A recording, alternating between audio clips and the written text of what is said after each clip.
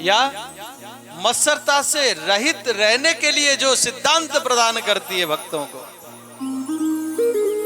देखो जी, एक होता है मच्छर, है ना, होता है कि नहीं? यहाँ तो कम होता होगा, मच्छर होता है, खूब होता है, फिर भी हम सब ने मच्छर तो देखा ही है।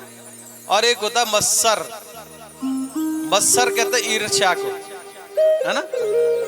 एक होता है मच्छर, मच्छर बाहर से खून चूसता है, मच्छर बाहर से खून चूसता है, और मत्सर हमारे अंदर से ही हम ईर्ष्यादि करते हैं तो अंदर से फूक जाते हैं। किसी की उन्नति, तरक्की, प्रगति को देख करके अगर हमारे अंदर जेलस आ जाए ना, तो उसका कुछ नहीं बिगड़ता, बिगड़ता हमारा ही है। इसलिए मत्सरता से रहित जीवन या मत्सरता से रहित धर्म का निरूपण यहाँ पर भागवत में किया गया। के तबोत्र परमो, कपट रहित धर्म, निर्मत्सराणाम सताम। और वास्तव वस्तु क्या है इसके विषय में है। अच्छा, वास्तव वस्तु क्या है? बोले हम मनुष्य हैं, मनुष्य देह भगवत कृपा से प्राप्त हुआ है। और वास्तव वस्तु क्या है? बोले जानने योग्य वस्तु क्या है? बोले भगवान है। हाँ,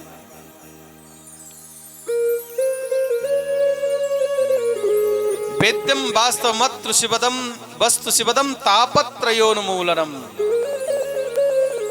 और जो वास्तव वस्तु, जो भगवान के शरण में है, जो भगवान को जानता है, शिवदम कल्याण भगवान उसी का करते हैं।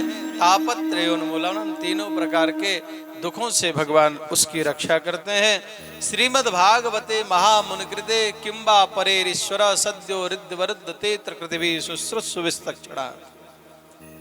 व्यास जी महाराज यहाँ पर कहते हैं, देखो जो भगवान के शरण में जाऊंगा, जाऊंगी, ये भावना आते ही भगवान उसके हृदय में आकर के अवरुद्ध हो जाते हैं। कैदी की भांति भगवान भक्त के हृदय में विराजते हैं। यहाँ पर देखिए, भार्गव परिवार में कथा का आयोजन हो रहा है, हमने सुना है ना, हमारे पास निमंत्रण कार्ड पहुंचा, हम कथा सुनने में जाऊंगी या जाऊंगा। आपने विचार किया कि उसी समय व्यास जी महाराज कहते हैं भगवान आपके हृदय में आकर के बैठ जाते हैं। अब भगवान भी निकल के भगना चाहे तो नहीं भग सकते, भक्त के अधीनस्थ भगवान हो जाते सज्जनों। देखो जी, एक होता है स्वतंत्र, एक होता है परतंत्र, ठीक है। आप लोग श्रोता स्वतंत्र हो, श्रोता स्वतंत्र हैं। पैर में दर्द हो रहा है तो थोड़ा उठ लिए, घूम लिए, आकर बैठ गए। और मैं एक मर्यादा के अनुसार व्यास गद्दी पर परतंत्र हूं। अभी 4 घंटे का समय है तो 4 घंटे मुझे उठकर इधर उधर घूमना मर्यादा नहीं है। एक आसन पर बैठ गए तो बैठ गए, ठीक है। तो यहां पर कहते हैं भगवान भक्तों के दिल में जब ये बात आती है कि भगवान की तरफ बढ़ूंगा मैं, तो उसी समय भगवान आकर के भगवान के भक्त के हृदय में बैठ जाते हैं। कैसे बैठ जाते हैं? बोले परतंत्र होकर के बैठ जाते हैं। कहने का भाव कि भगवान भी निकलना चाहे तो नहीं निकल के भाग सकते भक्तों के हृदय से। अब इसको समझने के लिए एक बार सूरदास जी महाराज कहीं जा रहे थे, सूरदास जी उनके नेत्र थे नहीं, गड्ढे में गिर गए। गड्ढे में जैसे गिरे सज्जनों, तो अब कौन बचावे जंगल में गड्ढे में से? बहुत विशाल का गड्ढा था। उन्होंने कहा भैया बचाओ। अब कोई बचाने कैसे पहुंचता, नहीं आ पाया। तो अपने इष्ट देव को पुकारा, हे प्रभु, हे गोपाल, हे कन्हैया, हे माधव, हे मुरारी, हे मधुसूदन, हे गिरधारी, हे बनवारी, आप ही हमारे हो, आप ही उद्धार करो, मेरी रक्षा करो, मैं गड्ढे में गिर गया। सज्जनों, और किसी ने सुना नहीं। और जगत के लोग सुनते भी नहीं है। ये यथार्थ सुना दूं आपको, हा? वैसे लोग बात कहेंगे चिंता मत करना महाराज, हाँ चिंता मत करना, हम हैं। पर समय आ गया तो फिर कोई नहीं है। हाँ, बहुत हमदर्द मिलते हैं, काम के चंद मिलते हैं। बुरा जब वक्त आता है तो सब दरवाजे बंद मिलते हैं भैया।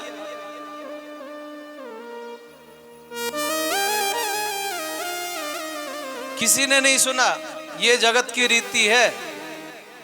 अब जब कोई नहीं सुनता है तो फिर भगवान ही सुनने वाला होता है, और वास्तविक सुनता भी वही है सज्जनों।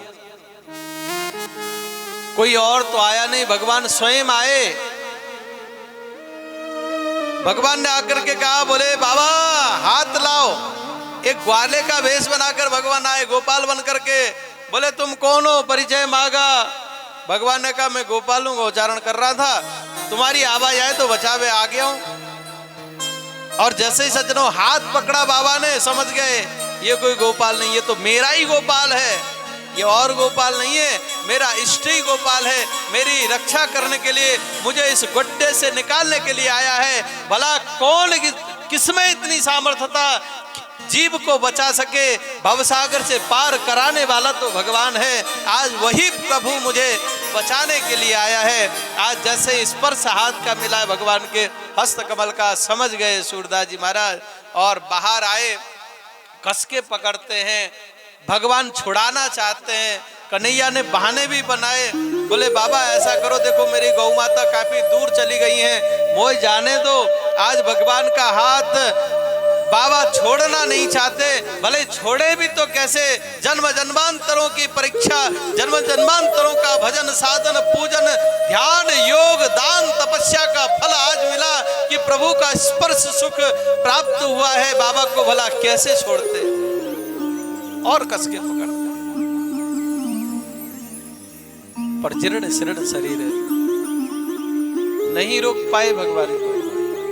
भला उन सर्वशक्तिमान को कौन बांध सकता है, कौन शक्ति से सामर्थ्यता से कौन पकड़ के रखने में सक्षम है। सज्जनों हाथ छुड़ा के भाग गए कन्हैया, और जैसे कन्हैया भागे तो बाबा ने चैलेंज दे दिया सूरदास जी ने, हाथ छुड़ाए जात हो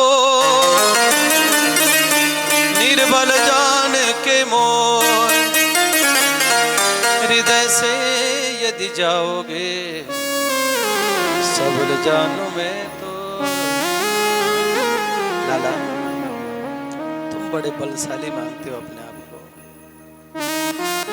मेरे शरीर में शक्ति सामर्थ्यता नहीं है तो आप हाथ छुड़ा करके तो भाग गए कन्हैया, परंतु मैं तुमको चैलेंज देता हूं कि मेरे दिल से भी अगर निकल करके दिखा दूं तो मैं तुमको बलशाली मानूंगा।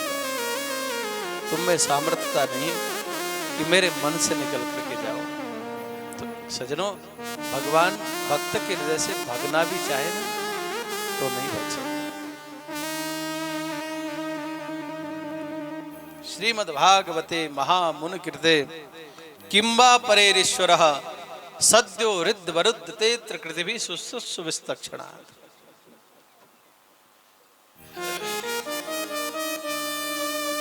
निगम कल्पतरोर्गलितं फलम् सुखमुखादमृतद्रव संयुतम् पिबत भागवतं रसमालयम् मुहुरहो रसिका भुवि भावुकाः। निगम कल्प तरोर गलितम फलम, गलितम फलम पतितम फलम। फल पक जाता है तो उसको तोड़ने की आवश्यकता नहीं पड़ती, अपने आप टूट जाया करता है। ये वेद रूपी कल्प वृक्ष का पका हुआ फल जो है ना भागवत, ये तैयार है। किसी ने कहा बोले महाराज फल इतनी ऊपर से गिरा होगा तो टूट गया होगा, बिखर गया होगा, जो उसमें रस भरा था सब फैल गया होगा। बोले नहीं नहीं, ये वेद रूपी कल्प वृक्ष में पका हुआ फल है। ये शाखा प्रशाखा होते हुए आप इस धरा धाम पर आए, इसलिए फूटा नहीं, टूटा नहीं, बिखरा नहीं। ये फल ऐसा है, इसमें न छिलका है न गुठली है। इसको नितांत पियो, बारंबार पियो। पीने की बात कही क्योंकि रसमय है। और किससे पिए, बोले कर्णपुटों से। ध्यान देना सज्जनों, किसी ने क्या अच्छी बात कही है, मुख से खाओगे तो मलद्वार से बाहर निकल जाएगा, पर इन कर्णपुटों से यदि पियोगे आप तो आपके दिल पर जाकर के विराजित होगा, और हृदय पर विराजित होगा तो वो आपके जीवन को परिवर्तन करने में सक्षम होगा।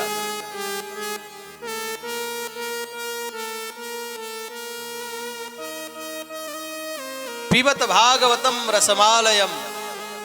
हे रसिक जन, हे भावुक जन, आओ और पान करो। ये अमृत का प्याऊ तैयार कर दिया है मैंने। पर ध्यान देना सज्जनों, बुलाया केवल दो प्रकार के मनुष्य को, रसिकों और भावुकों। क्यों जी? भाई जब प्याऊ बनाया है तो प्याऊ तो सबके लिए है। व्यास जी ने कहा सबके लिए तो है, परंतु प्याऊ वास्तविक किसके लिए? जो प्यासा है उसके लिए, है ना? प्यासा ही पानी की कीमत जानता है।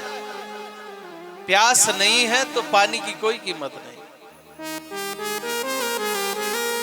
अगर प्यास है तो पानी की महत्वता है। उसी प्रकार यदि रसिक भावुक को इसलिए निमंत्रण दिया कि रसिक जन आएंगे, भावुक जन आएंगे तो भगवान की कथा बड़े प्रेम से सुनेंगे, है ना? और रसिक भावुक नहीं होंगे। वैसे तो सबके लिए प्याऊ होता है, पर विशेष जिस प्रकार से प्यासा प्याऊ की महत्वता जानता है, ऐसे भगवत नाम की कथा की महत्वता भी वही रसिक और भावुक ही विशेष जान सकते हैं। वैसे तो सबके लिए है, पर यदि रसिक भावुक आएंगे तो आनंद ही आनंद है, और दूसरे आएंगे तो फिर न सुनेंगे न सुनने देंगे, नहीं। इसलिए दो प्रकार के प्राणियों को इनवाइट कार्ड दिया है। मुहुरा हो रसिका भूवि भावुकहा।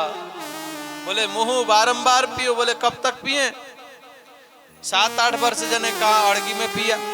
क्यों भैया, है ना? बोले अब ये क्या बल है ना, क्या है बल? अब बल में पी रहे।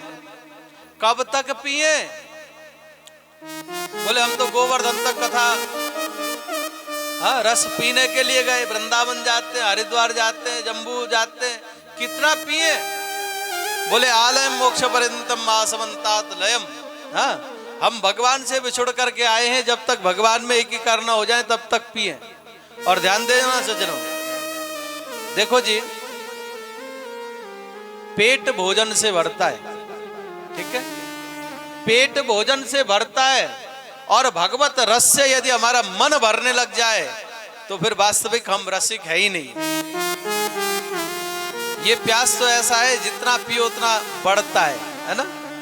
नहीं, तभी तो पूज्यपाद गोस्वामी जी महाराज कहते हैं ना, कोई कहे कि भैया बहुत सुना हमने, क्या सुनना, तो मानो उसने कुछ सुना ही नहीं है। भगवान के विषय में अगर सुनता कोई तो फिर ये भावना उसके अंदर आती नहीं, क्योंकि ये भगवत रस तो नित्य नवीन है सज्जनों। ये पुराना नहीं होता, ये कोई कहानी नहीं है, ये साक्षात भगवान है। और भगवान तो हमेशा नवीन रहते। भगवान को कभी आपने बूढ़ा देखा है? किसी पिक्चर में, किसी फोटो में भगवान की दाढ़ी मूंछ सफेद हो गई हो, ऐसा देखा है? भगवान हमेशा नवयौवन है ना? हमारे राम जी, हमारे श्याम जी नवयौवन है हमेशा। न वो 17 के होते न 15 के होते, हमेशा 16 वर्षीय। तो ये कभी पुराना होने वाला नहीं है। अगर ऐसा नहीं होता तो बताओ, जब जब भी हम भगवान की कथा सुनते हैं, कितनी भी अच्छी पिक्चर क्यों ना हो, सीरियल क्यों ना हो, एक बार देख लोगे बड़े इंटरेस्ट के साथ, दूसरे बार ज्यादा ही अच्छी है तो एक बार और मन कर जाएगा।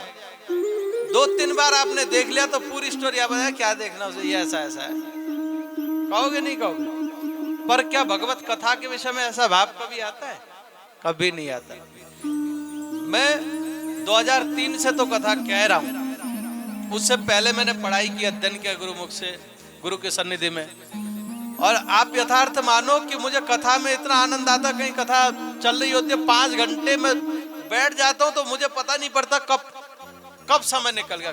खूब सुनता हूं मैं, मुझे बहुत आनंद आता है कथा सुनने में।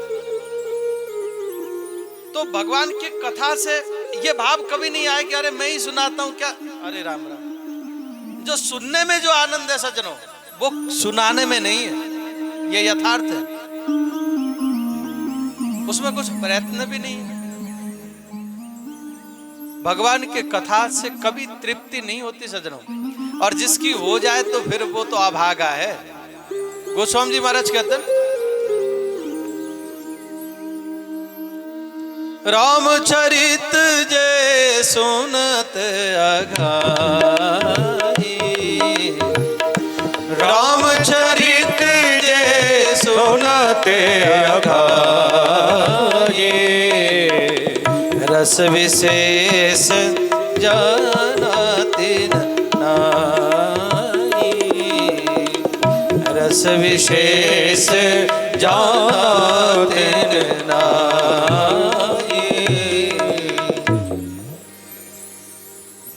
राम कथा, कृष्ण कथा, भगवत कथा से जो आगा जाए, बहुत सुन लिया, क्या सुने, तो उसने वास्तव में भगवत रस उसने चखा भी नहीं है। रस विशेष जाना तिन नाही, उसने उस कथा का रस